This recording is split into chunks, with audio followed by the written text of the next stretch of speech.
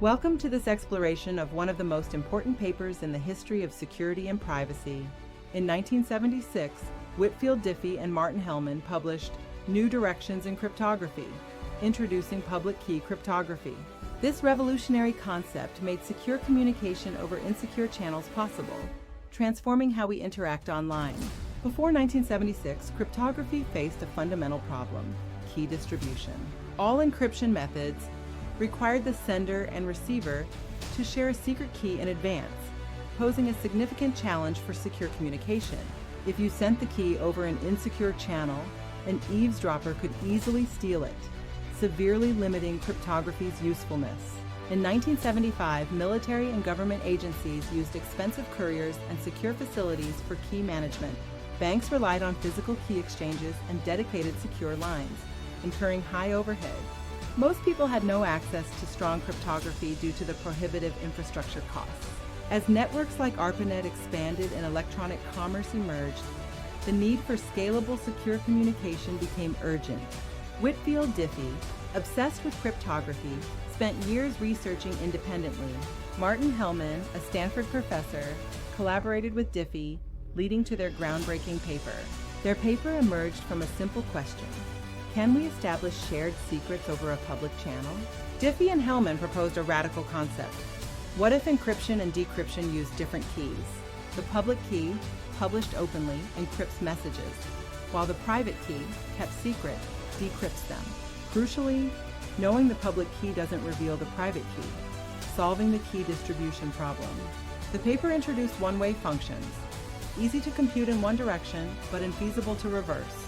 An example is multiplication versus factoring. 457 times 541 equals 247, 237, which is easy.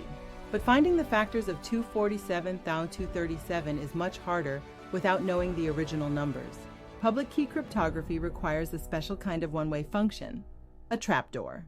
It's hard to invert without special knowledge, but easy if you know the secret trapdoor.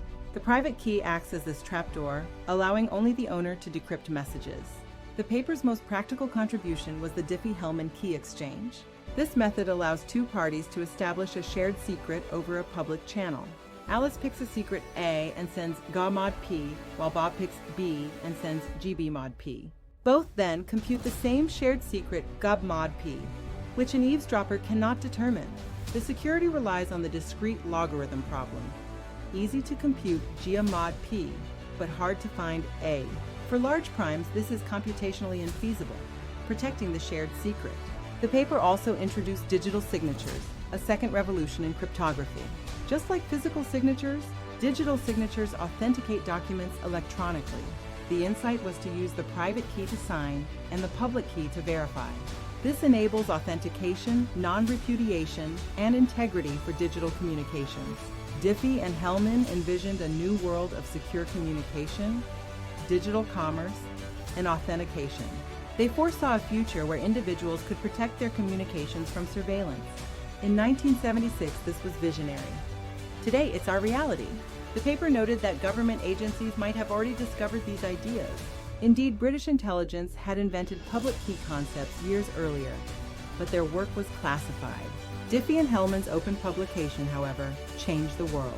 Their paper catalyzed an explosion of research, leading to new cryptographic algorithms.